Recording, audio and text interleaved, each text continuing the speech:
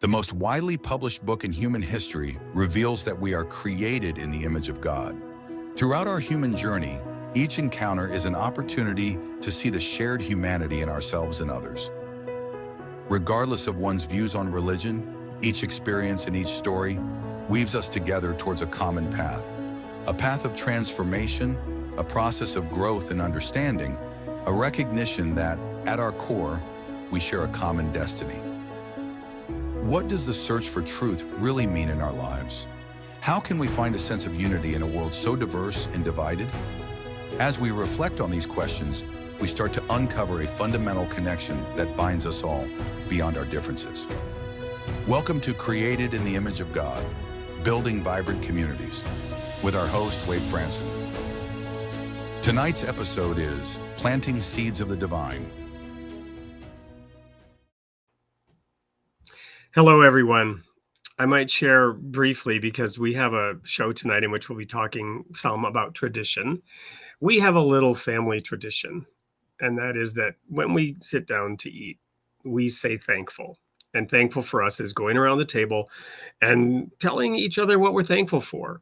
And with my kids, sometimes I kind of enforce this a little bit. They, for some reasons, have some challenges coming up with thankful, and we'll sometimes do several rounds of it. Tonight, I shared that I was thankful for this show and the people that I get to meet. And this is true perhaps tonight more than ever, because I've been looking forward to tonight's interview with Yiscah. Almost forgot her last name, Yiscah Smith, who is from Israel. And we had to wait quite a while because it was a trip here to the US so that we could do the show live on a Tuesday night without the time zone change. And here we are. And I'm just going to bring Yiscah right into the studio and get this show on the road after this long wait. Welcome, Yiscah. Hi, shalom, everyone. Hi. Well, and we were just talking about a story that I'd heard about heaven and hell, and I shared it with Yiscah, and guess what? She's like, well, yes, of course, that's from the Jewish tradition. And I didn't acknowledge it's probably where I got it, because I was on the City of David archaeological expedition in 1981 in conjunction with Hebrew University. Who knows where I heard this story from, but it probably is a Jewish traditional story about heaven and hell. And so we're going to get to know whether that's true or not, because Yiscah has a story to tell. Let's start with your creation story. Who were your parents? Where were you born? What was it like growing up in the environment that you were introduced into as you began your long exploratory journey to where you are today? Oh, okay, in the beginning, God created the heavens and the earth. So I was born in 1951. I'm 74 years old now, thank God, in good health. May it continue. I was born on Long Island, a town called Patchogue, Long Island, to two amazing, wonderful parents. I'm the oldest of three. There are three of us. And we grew up knowing we were Jewish. However, it was not a mainstay. It was not something that really defined much of the home life. We did keep some of the tradition of the major holidays, the high holidays, Passover, Hanukkah, Rosh Hashanah, Yom Kippur. However, equally so, my parents brought us up with values that are rooted very much in the Jewish tradition, which I did not learn till much later. As we were brought up cultivating kindness, respect, giving people the benefit of the doubt, not uttering slanderous gossip talk about people. This is how we were brought up until my mom passed away almost 11 years ago. My parents were married almost 66 years, and they modeled for us what it is to be in a loving, kind, respectful relationship. However, that being said, and I will always honor them and be grateful for having such a beautiful upbringing, I never heard the word soul or spirituality. I mean, if I did, I don't recall. It was just not spoken about, that we have another dimension of living, which is our relationship with the divine. with God, in whose image we're all created. So that led me to begin an exploration, a search. And it brought me to Israel for the first time in 1971 on my 20th birthday while I was in college. I was in between sophomore and junior years in college. And I felt this affinity, like the land was just calling to me. And I began to question, or began to realize, I know very little about my own tradition. The history and the Bible, the prophets, the 5 books of Moses, modern Zionism, all of this was a mystery to me. So when I left Israel and I came back to university to finish my bachelor's program, I started as much as I could at the George Washington University in DC. I started to take a lot of electives that had to do with comparative religion and Hebrew, modern day Israel, so on and so forth. So that's how I began my search for a deeper experience of what I became aware of as my soul, that piece of the divine that resides within each of us. That's part one. Well, and so when we talked about this story earlier, it was, the land literally speaking to you, right? I don't know if I'm rushing ahead a little bit in the story, or, I mean, was it already happening then, or was that at a subsequent revisit? No, at the very first visit. And I'll tell Yeah. you what happened at that time in 1971. Israel, the airport, maybe even also the other airports, I forget, but I do remember there were no jetways yet. So we landed on, we had to deplane down steps onto the tarmac, and then there was a bus that would bring everyone to the terminal. And I remember watching people look like regular people were getting down on their knees on the oily, greasy tarmac with tears, mumbling words and kissing it. And I said, these people are onto something that I know nothing about. So right from the get-go, even before I went to passport control in the terminal, I already felt there's something here, something, and I did learn much later that there is a tradition that we do kiss the ground when we come back to Israel, to our home, and Wow. out of gratitude to our Creator. And So, that brought go ahead. that brought me, while I was in Israel that summer, to the Western Wall. And people were telling me this is the remnant of the temple, the first temple, the second temple that was destroyed, the second one by the Romans, by the Roman Empire. I didn't know what they were referring to. The temple. I grew up in Temple Bethel on Long Island. Now I'm told there's the temple. Everything was so foreign to me, and yet I just was so curious. So I went up to the wall. Some people call it the Wailing Wall. In Hebrew, it's really the Western Wall, which is the remnant of a surrounding wall around the temple. And this is all we have today from those times, from that era. And I remember going up to the wall. Now, as I mentioned, I didn't grow up with a lot of tradition in the synagogue with the prayer service. It was more foreign to me than familiar. So I didn't know what to do. So I look and everyone's either kissing the wall or talking to the wall, crying, smiling, moving their arms. So I figured I'll kiss the wall too. Who knows what? I didn't know what to do. And I mustered up a few prayers. And I heard this voice say, "Welcome home." And I kid you not, I'm not exaggerating. It was a voice deep, deep inside, which later I realized, I came to learn, really was what we call the still small voice, which is how our soul speaks to us. And I believed it.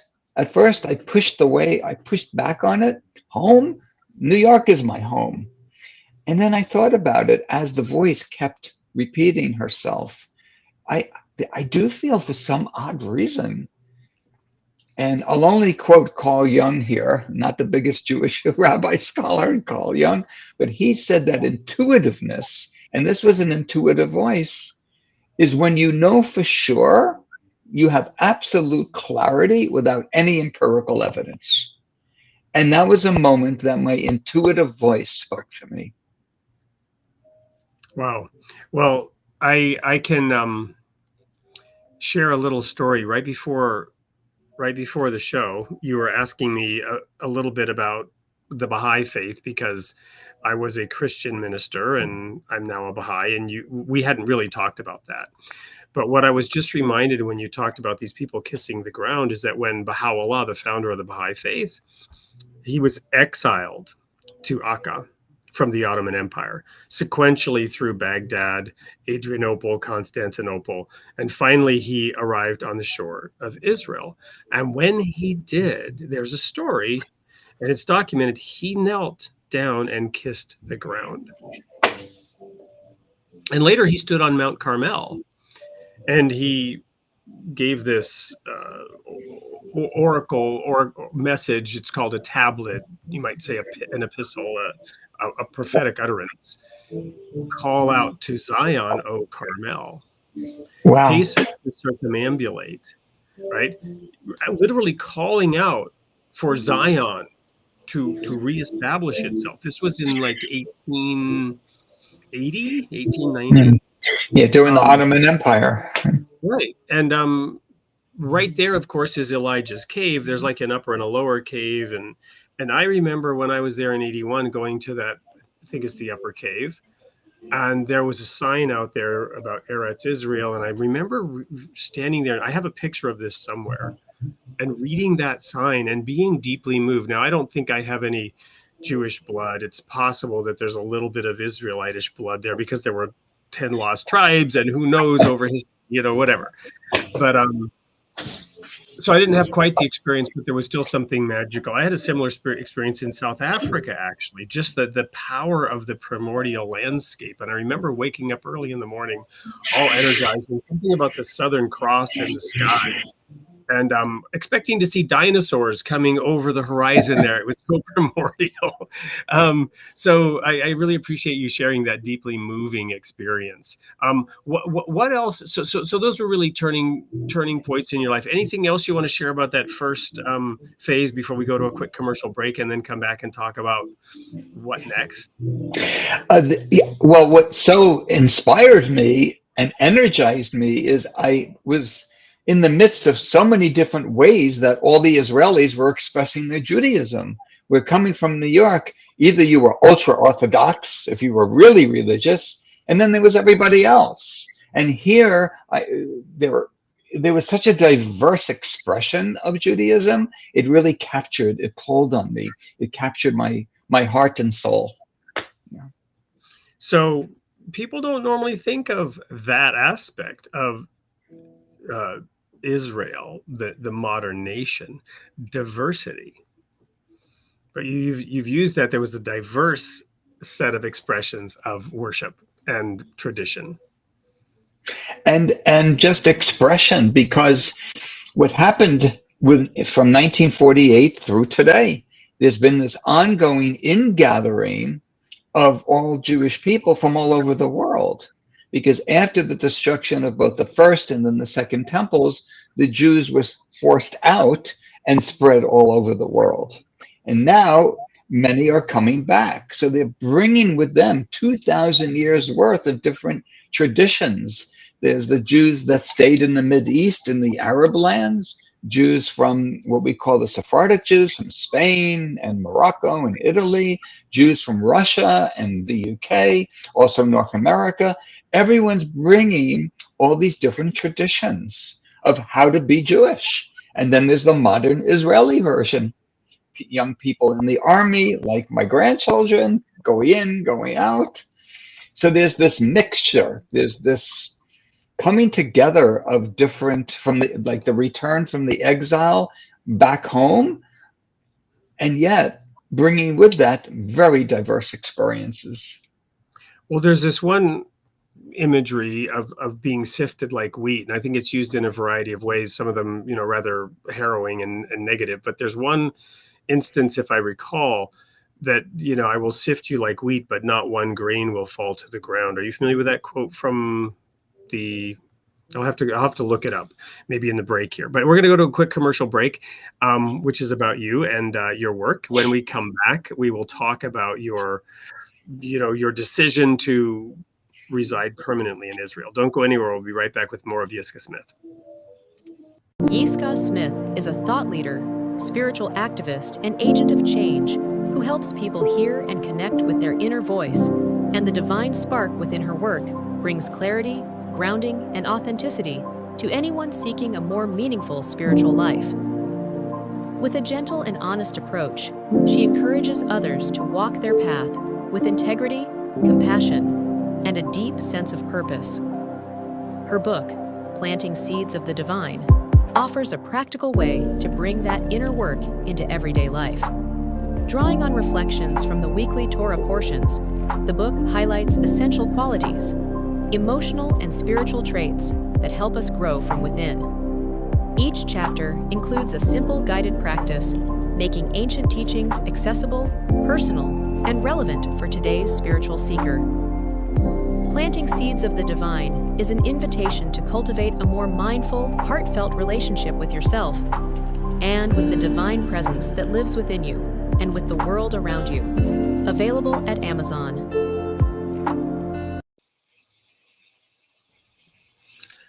Beautiful. And tell us a little bit about that. Tell us a little bit about that book, Planting Seeds. Tell us a little bit about that book, Planting Seeds of the Divine. So this is a book, and again, that inner voice, it appeared to me as a calling. I felt deep inside that I needed to share the accumulation of 50 years of scholarship, of inquiry, of accepting, pushing back, rejecting, celebrating different texts, different ideas from the first 5 books of the Bible, from Genesis through Deuteronomy, which we read in the Jewish tradition every Sabbath, a portion of the 5 books. And each year, after the Rosh Hashanah and Yom Kippur holidays, we have Sukkot, and then we finish the yearly cycle and begin anew again. And there are many, I can't even imagine, hundreds of books that provide commentaries over the millennia, exploring each Torah portion and its different meanings. I felt, though, I wanted to contribute something not only to the Jewish world, but following Isaiah's mandate for the Jewish people to really be a light to the nations by extracting from each of the Torah portions a spiritual sensitivity, a way of planting a seed, metaphorically, in our inner garden of spiritual awareness. So what I've done is I provided the reader with 47 different seeds, like a beginning packet of seeds to plant your garden. For example, cultivating, having more trust in oneself, self-confidence, the spiritual understanding of bringing guests into your home, what it means to sense the divine among us, cultivating the need to connect with other human beings and beyond human beings, the rest of God's world. So this way, what I do is I bring in commentators, both the medieval and the more contemporary mystical ones in the past several centuries, and then my own understanding that all support this. So it's more of an exploration of what I would say, how to show up in the world with our higher selves, with our godly selves, with our better selves. And yeah. So I want to take a little step back and understand the sort of genesis of this book more fully. So we talked earlier just about the overall arc of your journey. And I apologize for jumping right into the book because we didn't cover this, and now I'm fuzzy on the details. But what was it when you decided to move to Israel? Because you came back and then you decided to move there. So tell us a little bit about that, and then we'll get back into that book. Okay. So in 1973, I graduated college with my bachelor's degree. I already knew that in one form or another, I really wanted to be an educator. I just knew that for years. However, I wanted to take a year off before I went to graduate school, well, to first decide what specialty within education I wanted to pursue a master's degree in. And I wanted to spend more time in Israel. So I was there in 71. Now I'm going back in 1973. And I really didn't know when I'd leave. I knew I had to leave eventually to apply to grad school and pursue my master's, but it was an open-ended ticket. And I arrived to Israel, and then it's the high holiday season. And of course, no one could imagine what happened on Yom Kippur. I was there for what I say now, my first war in Israel. Unfortunately, not the last, but it was my first. And I remember it was really, of course, like it was alarming. It was so traumatic. I was in my 20s, and here the country's being bombed and invade. Like it was just really frightening. Over 2,000 Israelis died within 10, 12 days. And it was not just, one enemy. There was a coalition of nations attacking. Yes. What happened was, this was the time, this was many years ago. The technology just afforded us basic analog phones, and we wanted to call all the volunteers on the kibbutz that I worked on, wanted to call our families. Finally, 3 days into the war, I was able finally to call my parents. And of course, as soon as my mother heard my voice, she was hysterical. And her words were, "I expect you to get on the next plane back to New York, back home immediately." So I said to her, "Well, Mom, first of all, the airport's closed because there's a war." And then the words came out of my mouth. I did not think of it. I didn't plan it. I didn't contrive it. I did say, and I remember this, "But Mom, I am home." And she said, "No, you're not. You're in Israel. I want you to come home." I said, "Well, I will come back to New York. I'll come back to you, and we'll discuss it." And that's when I knew, right then and there, I am home, and someday I want to raise my family there. I'm going to get married and raise my family in Israel. It was so clear to me because the survival of Israel was an existential crisis, and I was part of supporting that in whatever I could have done as a volunteer on the kibbutz, which was very important because all the young people went right into the army. So the kibbutz was left with a bare bone skeleton of workers. And they really asked us to please stay because they really needed us. And I felt needed, and I felt important. I felt I had value to support the existence of the Jewish homeland. So that was the next step. I did go back, and I did pursue the master's degree. And that brought me to Israel a third time in 1974, like just 6 months later, because I entered a program at Jewish Theological Seminary in New York City, and all entering students, rabbinical, cantorial, and graduate degree programs needed to go to Israel for 6 weeks to prepare for the program back in New York. And it was my first exposure to the sacred text. Up until this point, I was just celebrating my Judaism, nationalism, our history, but I never really opened the Bible. And now I remember the teacher came into the room and he started teaching, and I saw a spark in his eye. He was so passionate to teach us, and it was like sharing. And I remember thinking, I want to be like that. I want my students to see a spark in my eye as I share the text. And that's when I became, not only did I fall in love with Israel, but I fell in love with the sacred text.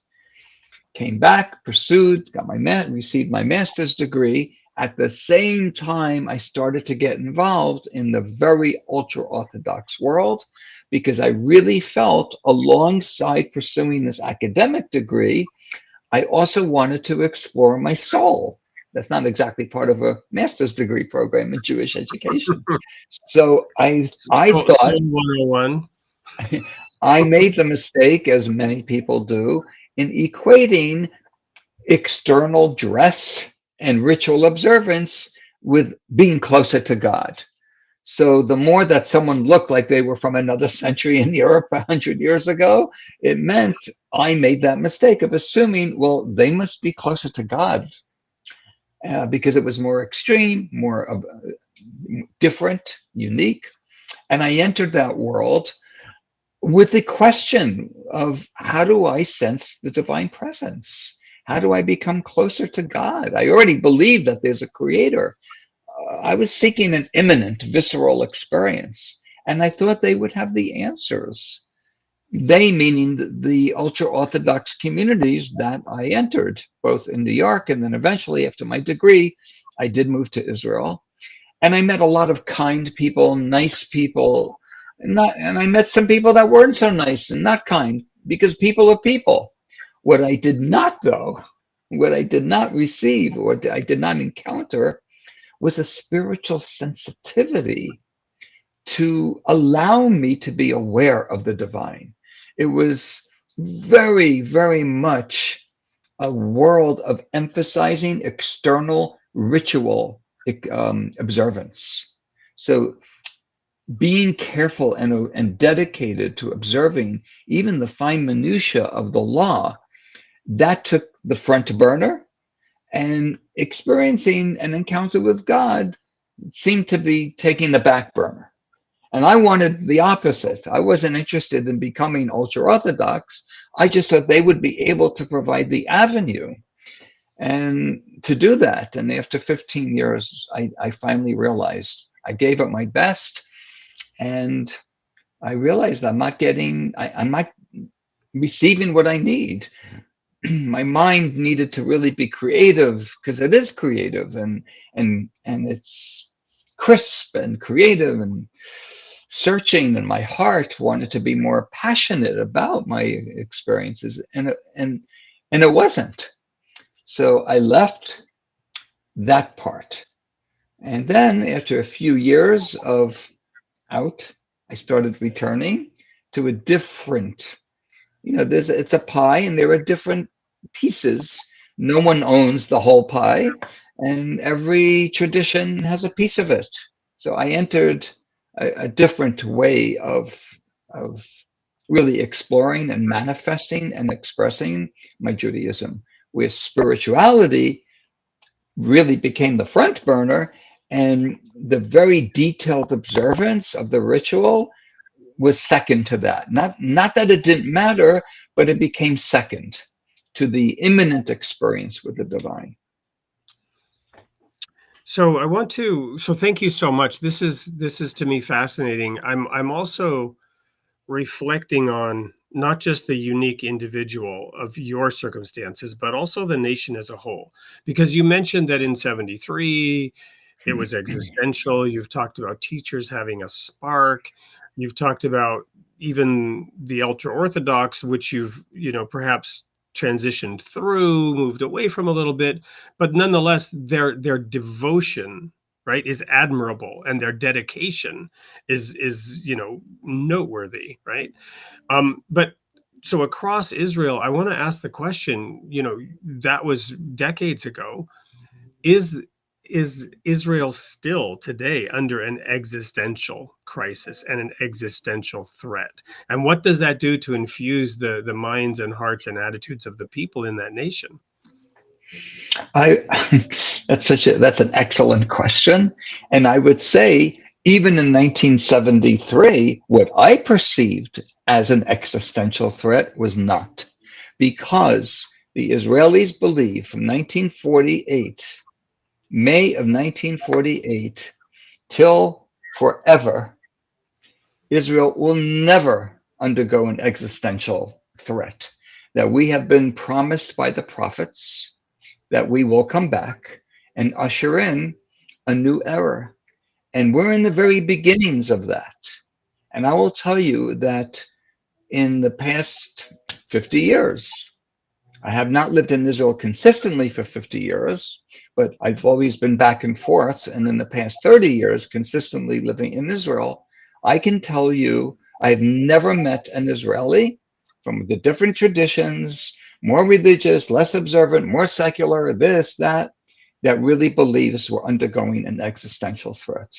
We have serious issues, serious problems that need to be solved. And yet, as Golda Meir said, when Nixon asked President Nixon, why are you so sure? You're just a little tiny nation. Why are you so sure that you will be here forever? And she said, we have no other place to go. This is it. This is home. We're home sweet home. Well, that's the existential threat part of it. Having said that, I also concur with you, based on my read of the Bible, which is, for better or worse, it's all about Israel. So I found that verse that I was referring to earlier. It's Amos 9, verse 9. I'll just read it here. This is the New King James, I think. For surely I will command, and I will sift the house of Israel among all nations. Now, the house of Israel, in ancient Israelitish history and in the Bible, you have the northern kingdom. That's the house of Israel, right? So it's not really the Jews, because the Jews are the southern kingdom of Judah. The house of Israel was in fact taken and were lost. They're the lost 10 tribes I referenced earlier. So this is specifically talking about the house of Israel, but this is fascinating. For I will sift the house of Israel among all nations as grain is sifted in a sieve, yet not the smallest grain shall fall to the ground. And this is the promise of even those lost to history, that God knows who they are. Not to mention, the Jews who have not lost their identity and who have then, under all kinds of different circumstances, you mentioned the diversity earlier, also been sifted through the nations and then returned. Well, like my family, I feel we've been sifted, but we were never lost. I would like to add, if I could, now that you brought up Amos, who prophesied like 2,800 years ago during the early part of the first temple. The very first words in my book, here it is, right here in the very beginning, is a quote from Amos. In Hebrew, we say Amos. Yep. And this really is the overall arch of not only the book, but my exploration and my searching. A time is coming, declares the sovereign God, when I will send a famine upon the land, not a hunger for bread or a thirst for water, but for hearing the words of God. And that's what I wanted to hear, the words of God. And with all due respect, and I have a lot of respect and gratitude to the rabbis, I wanted to hear the word of God, not always the word of the rabbis. And a prophet can speak for God. And that prophecy is very true today. I have a spiritual mentoring practice. I'm on tours all the time, all over the world. I teach at a wonderful Institute of Judaic Studies, Pardes, Institute of Jewish Studies in Jerusalem. And more I am seeing, compared to 30 years ago teaching in Jerusalem, I'm seeing today there is this growing hunger and thirst for an imminent direct experience of hearing the word of God. From Amos, chapter 8, verse 11. Yeah. So I'm thinking now of an earlier prophet, and we'll probably have to have an offline discussion about this. There's some topics I don't want to get into too deeply on the air publicly, but I'll broach it, right? So 3 of my favorite chapters are Numbers chapter 22, 23, and 24. This is the story of Balaam and Balak, right? And now he's a prophet. He's not a non-profit prophet, because he wants the profit of the treasure. Right? And his character, his integrity is compromised, right? In that he finagles a way to go chase that treasure, regardless of the fact that he's told no. And then there's this tale of the donkey. You're familiar with this story, right? Oh, yes. So there's the tale of the donkey that sees the angel with the flaming sword and, won't go forward. And Balaam, and I'm probably pronouncing everything wrong, but, it's like beating the donkey. In Hebrew, it's Bilam. Bilam is like beating the donkey, and the donkey is, like trying to figure out a way out of this mess, and he lurches against this, crushes Bilam's leg against the side of the wall, and now he gets really mad. And then the donkey, speaks to him and says, "What are you doing?" And that's about where it ends in traditional Protestant Bible story sermons, because the minister's point is God spoke through a jackass once, he can work through you. And that's supposed to encourage us, but it misses the whole point of the story, right? That's not really what the story's about. And so the next thing you know, God opens Bilam's eyes and he sees the angel with the flaming sword and realizes the donkey protected him. And then God says, "You know what? Fine, you stubborn jackass, go ahead, but you may only say what I tell you can say." And then he's being asked to curse Israel, and he goes up on successive mountains and instead pronounces a blessing. Now, I view this whole thing as a prophecy because it says right there, "Come and I will show you what will happen to your people in the latter days." That's part of the whole sequential progression of blessings or curses that are blessings. And in that is the whole pivotal point of whoever curses you shall be cursed. And I don't know if you're aware of this, but the first telegraph message ever produced is pulled from Numbers 23:23. "What hath God wrought?" which went forth on May 24th, 1844. And it's pulled from a verse that essentially says, "From this day it shall be said of Israel, there is no curse or divination against her. What hath God wrought?" And this actually coincides with something called the Edicts of Toleration from the Ottoman Empire, in which the Jews were allowed not just to return, which they already were, but to buy land in Jerusalem. And they were encouraged to do so. I would like to share that the seed to plant in our inner garden of spiritual awareness that I invite the reader to consider for that section is using the power of speech to enhance the quality of life. Focusing on Bilam's attempt to curse and yet could not. Imagine us, human beings, simple human beings on the planet Earth, if every time we try to curse another human being, a blessing would come forth. What the world would be like.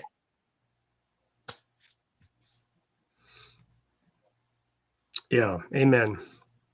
The the evil one, Satan, the devil, in the Bible is, and I don't forget, this is probably in the Gospels, in the more modern writings that are included in the 66 books of the canonized Bible. Satan is called the accuser of the brethren, right? The one who levels blame, the one who casts those accusations, those curses. Yeah. Well, we're going to go to a quick commercial break after all that. And when we come back, we will continue this discussion. I want to learn a little bit more what you're doing now. This is not your first book, correct? Correct. Right. So we'll talk a little bit more about your body of work and what you're doing now in the state of Israel. Don't go anywhere. We'll be right back with more with Yiscah Smith. America is wrestling with big questions about freedom, leadership, and what binds us together. No King's rallies may sound like echoes of our founders' ideals, but history reminds us these debates are nothing new. In the biblical period of Judges, Israel was a nation without kings, marked by fierce independence and turmoil. It's called the bloodiest book in the Bible by some. The people sought order and asked for a king. The prophet Samuel cautioned that such a choice would bring unintended consequences, to put it mildly. My own journey, as evidenced in my trilogy and my publishing work and community projects, explores these very questions. How do we balance liberty with responsibility? What can we learn from the past as we seek to shape a better future? Order the trilogy, subscribe to the Substack, and join in a respectful discussion on the future of our nation. Are we walking the path of greater justice, or simply repeating old dilemmas with new names? Let's find out together.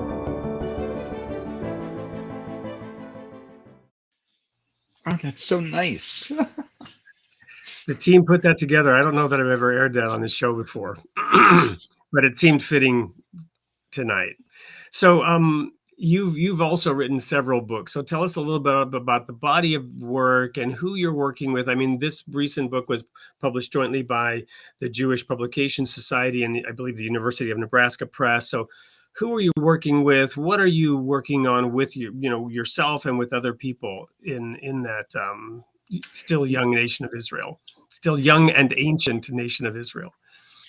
So just in full transparency, as we say, I have not published several books. This is my second book. I have published those several articles in different journals, different scholarship journals.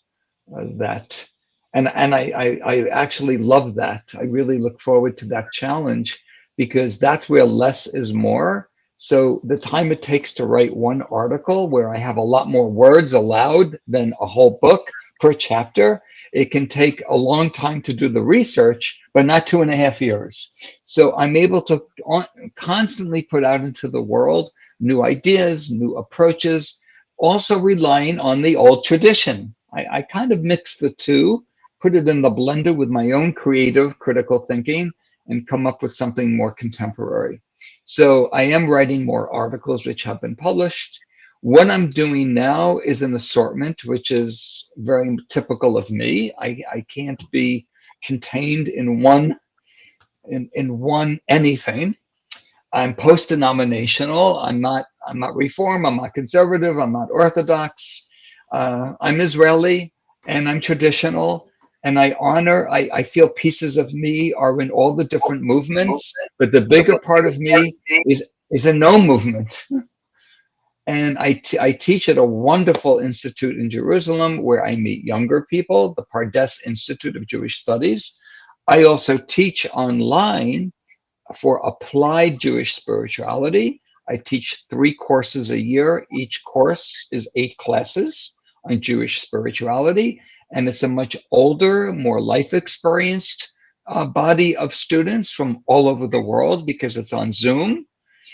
So I can be teaching the same text, but when I'm teaching in Jerusalem, in Pardes, with younger people on their way to pursue a PhD or a doctorate, medical school, law school, they lack the life experience that, let's say, my 60-year-old students have, but then they have the youth. Like, I can do anything and I will be immortal, which of course 60, 70-year-old people, we don't have that anymore. So it's just wonderful to teach both of these segments of our wonderful population. I also have a private spiritual mentoring practice, providing mentorship, companionship, where I work with individuals. It's not therapy. I'm a big believer in therapy, but I'm not a therapist. There's a place in Jewish tradition for providing spiritual guidance to individuals.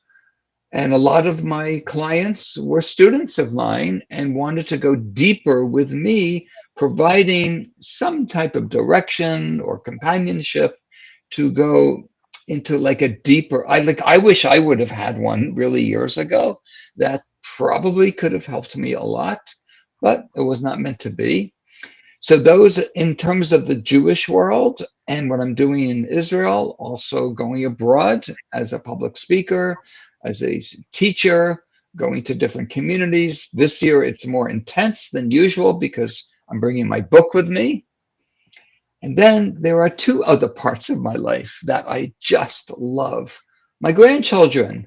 I just love hanging out with my the youngest is about a month old. She was born right at the end of the holiday season, shortly before I left Israel to come on this tour. Actually, the day of Simchat Torah, when we were dancing with the Torah, my youngest grandchild was born. And my oldest is 26 years old. So there's a lot going on in terms of the different age groups and what they're interested in and what they do. And then I just love to be with the family for Shabbat dinners and for the holidays. I also have students over at times. I love to cook. I love to bring people into my home. And I have an amazing garden. And actually, this book, this right here, it's not my garden per se, but it is my garden in that I use the metaphor of becoming an experienced gardener to then employ the metaphoric language in my book, for example, planting seeds of the divine. So when I'm not doing all of that, I'm sleeping or playing with my cat. It's a busy life. Busy life at 74. I've got to ask your cat's name. It's embarrassing that I'm asking your cat's name and not your grandchildren's name, but that's too personal. Rafi. Rafi. Wonderful. Because we have Coconut and Licorice. Those are two names that my daughter gave to our cats. So let's go back a little bit, because I want to hear this story again about the wall, right? The wall, which when you kissed the wall, it didn't turn into a frog, but it literally spoke to you. And then over time, there was a new section of the wall opened up and dedicated, right? Yeah, this is absolutely fascinating. And it's such a cause for celebration.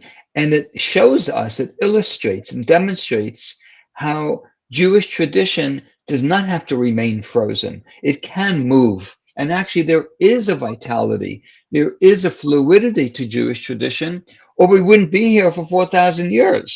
So, for example, after the Six-Day War, when Israel was able to liberate the Jordanian occupation over the old city of Jerusalem, which included the Western Wall, from 1948 to 1967, Jewish people were not allowed to go because Jordan forbade it. So once we were able to liberate the Jordanian occupation of our own capital, the old city of Jerusalem, so the rabbinate, the official religious body in Israel, declared that an official prayer space. It was never for 2,000 years since the destruction of the temple, the second temple, it was never an official prayer space.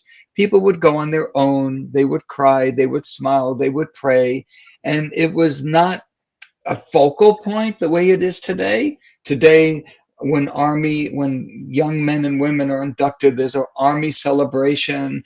When people get married, the photographer goes to the wall and takes pictures of the bride and groom. And it is an official prayer space, which means there are separate areas. It's separated by gender. There's a men's area and there's a women's area, and there's a wall down the middle.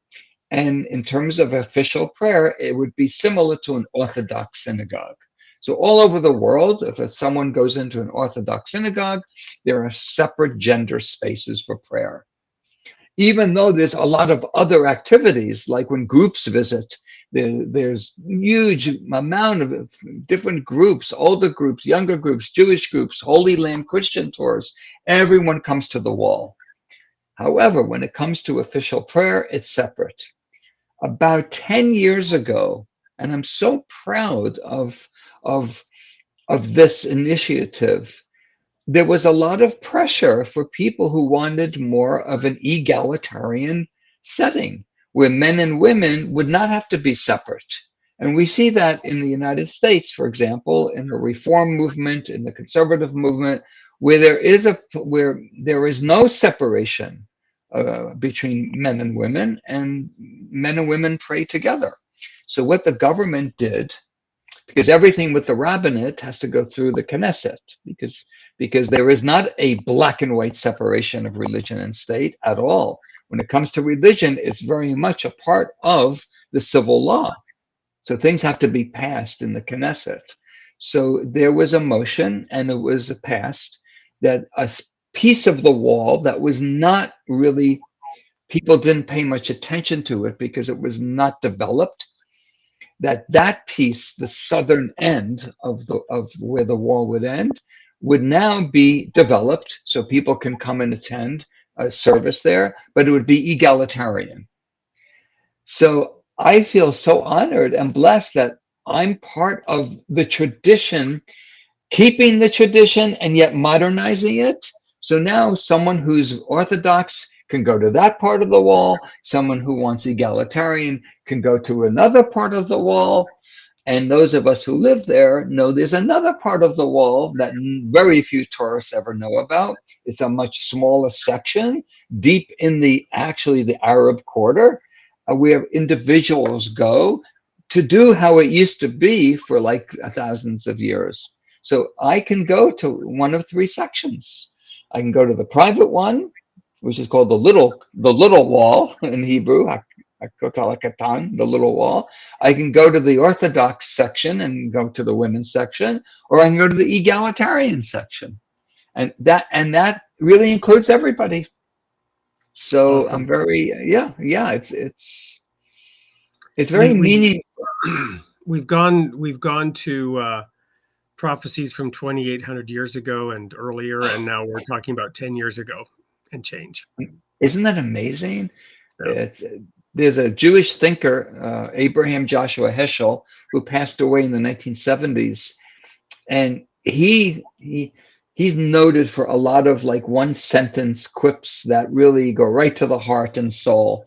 And he said, spiritual living is when your life is one of being radically amazing, not taking anything for granted.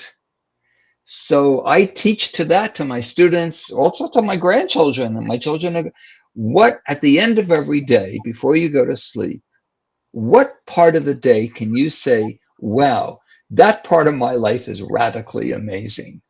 And I will tell you, to be in Israel over the decades and children and grandchildren through the ups and downs, it's a life that's radically amazing. Awesome. Well, here's we're going to now go to look at a few audience comments as we wrap this up today. So here's one that came to mind as I was thinking about the breadth of history. There's nothing like, from Who Knows, there's nothing like placing your hand on those stones and feeling time dissolve. Yeah.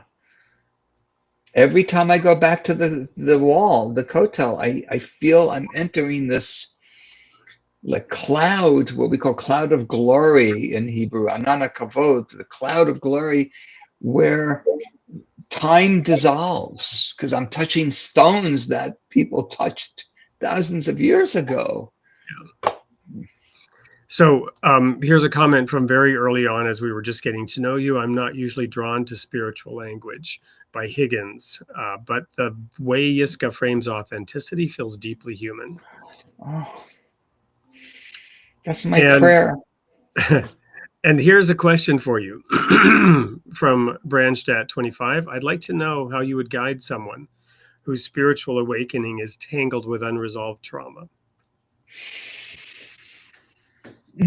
So how many hours do we have now? All right. So such an important, such a sensitive and deep concern and question. I will just be, what I'd like to provide as a response will not end with a period, but rather with a comma. The first, as difficult as it may seem up here, the heart, every moment of the experience of the heart must be honored. So as much as we don't want to honor pain, we don't want to honor unresolved trauma, we rather not even engage with it.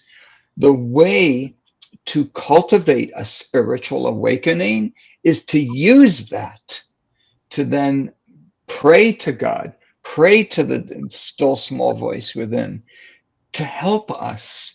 Because quite frankly, in my own journey, when there were moments of trauma, if I didn't turn inwardly or outwardly to the Creator, I don't know how I could have done that alone. And I think that's the setup, if I could use the divine setup, that all the pain and suffering in our lives, I would believe now, cannot be resolved without a spiritual awakening. And that could be the springboard for the spiritual awakening. it was only when I was 50 years old that I finally turned to God in the most real way possible. Outside of a custom ritual, outside of the synagogue, outside of all the formal learning of the sacred text, just on my own. And I cried out or cried in. And I will tell Branstad, 25, and everyone else, it's as if the voice said, I've been waiting for you your whole life to finally realize you can't do this alone. And I have been on a journey, and it's been a healing journey through spiritual awakening that was very tangled with unresolved trauma, to now moving it gently into healing the unresolved trauma, where it no longer defines my life, and yet it's a part of my history that I will always honor. I hope, I hope that's the beginning of an answer. Thank you so much. Here's one from Bowtime. I love how universal this is. Pretty much anyone from any tradition can relate. That said, how has interfaith conversation shaped your own understanding of the divine? And I'm going to do a little overlay here. I often reflect on how you've got this one nation, which is the Jewish state, right? And it's the only Jewish state on the planet, and it's a tiny little postage stamp you mentioned, of land. And here in America, for example, we have that separation of state and religion, which you don't have, but you've got the Dome of the Rock and the Al-Aqsa Mosque. You've got the Church of the Nativity. You've got the Baha'i World Center. All of these religions have their, major sites of worship in that same little postage stamp. So yeah, it's a Jewish state, but this is a great question. How has interfaith conversation shaped your own understanding of the divine? So wonderful. And we need to explore that more and more.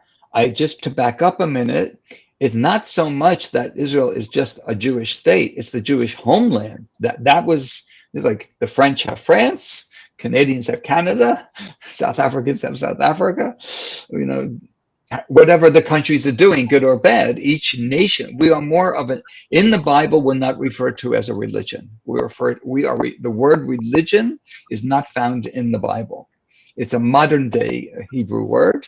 What's in the Bible is the nation of Israel, Am Yisrael, or B'nai, the children of Israel. Okay, so that being said, I just love interfaith conversations because I seek to draw out and to pay attention to these mutually shared truths, like from the Dalai Lama or from Gandhi or from leaders of different theologies. It doesn't shock me anymore when I will hear an idea. Well, that's something that I learned in my tradition. And that's the testimony. That's like witnessing the integrity of its truth. So I myself am very not only comfortable, but I really support it.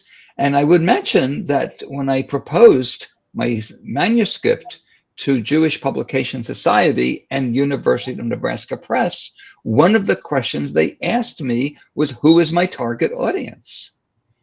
And I cast a very wide net. It's not just a specific Jewish audience, it's also a Gentile non-Jewish audience. And I've seen now, I spoke to a group at University of San Francisco last week, where out of 75 people, maybe, I was told by the professor, maybe 5 were Jews. Everyone in that room was fascinated by these ideas that I presented from one of the portions, because I do believe in the global message. And I guess just to summarize, I like to think of my fellow Jews as the nuclear family, and then the rest of humanity as the cousins club. Like, we're all related. We're all related. We're all created by the same creator. Awesome. Well, I'm going to ask a kind of difficult and challenging question, and then I'll save one or two more from the audience as we run out of time here. But I want to ask you personally on this trip, were you nervous coming to America, given what is obviously it's evident, it's everywhere, a rising tide of anti-Semitism that is, you know, it's debatable. To me, it's not. It's flat out anti-Semitism, but at a minimum, patently on the surface, it's anti-Zionism. It is anti-state of Israel. It is anti those Jews who feel strongly about the national identity of that people and that land. So were you nervous taking this trip because of that rise? And what's your thought on all that? Not at all. Not at all. Because I believe I'm here as a calling. As I was called to write the book, part of the calling is to share it. And that doesn't mean that I don't recognize that there are maybe pockets within the United States where it's best I don't explore or visit. That being said, this Star of David never goes in. I was in Paris, which is much more actively anti-Semitic, and this stayed out. If I really fear that my life is in jeopardy, if this is out, my Star of David, I won't go there. Having been brought up in the United States, I have dual citizenship, so I am also an American. No, I never. I'm not here as a political activist. I'm here as a spiritual activist, which means what I share in any given room, there will be people more to the left, more to the right. And I did think maybe at University of San Francisco, that would be one place where maybe there'd be some rabble rousing and protest. Nothing. I just put out the positive energy, and I'm still an idealist. I have not, in my older age, resorted to cynicism. I recognize that it's real. I recognize that people have been hurt.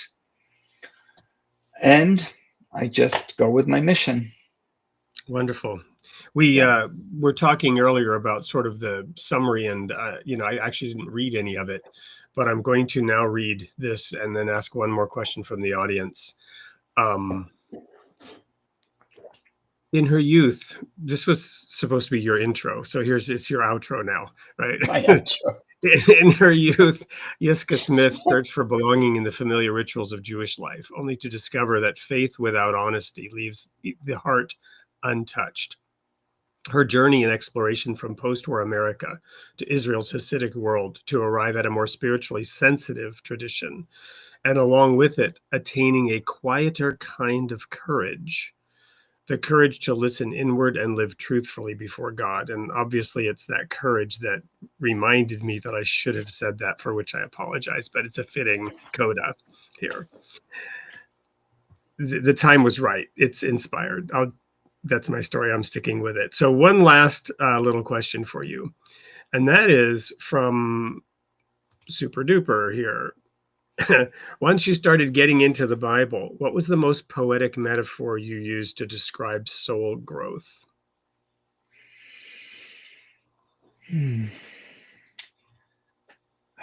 I'd have to say both. There are two. One is water and one is light. When God said, as the creator, let there be light, and there was light, well, we're compelled to answer the question. It's not the light of the physical, like the sun and the moon light, because that was created several days later. So what light was it? It was the light of awareness. It was the inner light we call the organuz, the hidden light. And our Torah is called in Aramaic oraita, which means light. So the Torah is our anchor. It's our bedrock, of which gives us light when we are confused, when we're doubtful, when we feel like we're groping in the dark, which is much of humanity over the past several millennia, that our Torah sheds light. There's even a verse in Psalms, and not Psalms, in Proverbs, that refers to the Torah as ner mitzvah v'torah or, that the Torah is light. Likewise, also water, mayim chaim, living waters. Water flows from a high place to a low place. So the sacred text came into the world from a higher consciousness through prophecies, through very highly, developed righteous people, came down like a waterfall into the lower realms of the world. So the Jewish tradition employs both of these, the water and the light. And I add my own metaphor, planting seeds, and that in the inner garden. So I think all of those three support soul growth. What a question. That's super duper.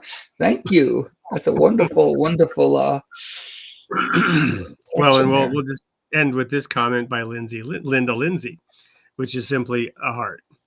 And thank you. Our hearts go out to you, and the courage that it took to take this trip at this time, and the heart that you've shown throughout your entire journey of, a few years and counting now, in exploring and discovering and encountering the divine. And thank you for being here to share that with us today.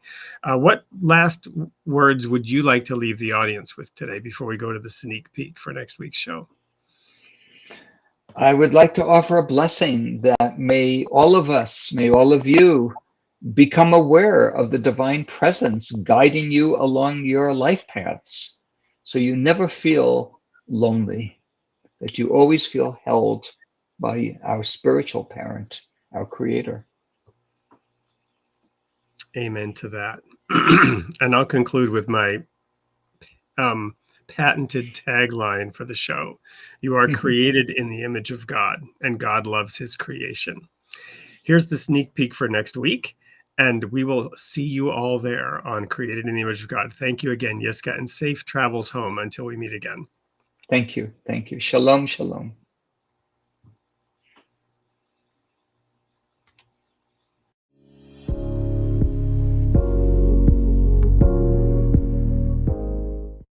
Hey everyone, it's Wade France, and I'm here with another sneak peek for the upcoming episode of Created in the Image of God, which will air on Tuesday night at 8 p.m. Central. I have in the studio with me a person whom I've just met, Mary Demuth, after trying to schedule multiple times and then me not showing up.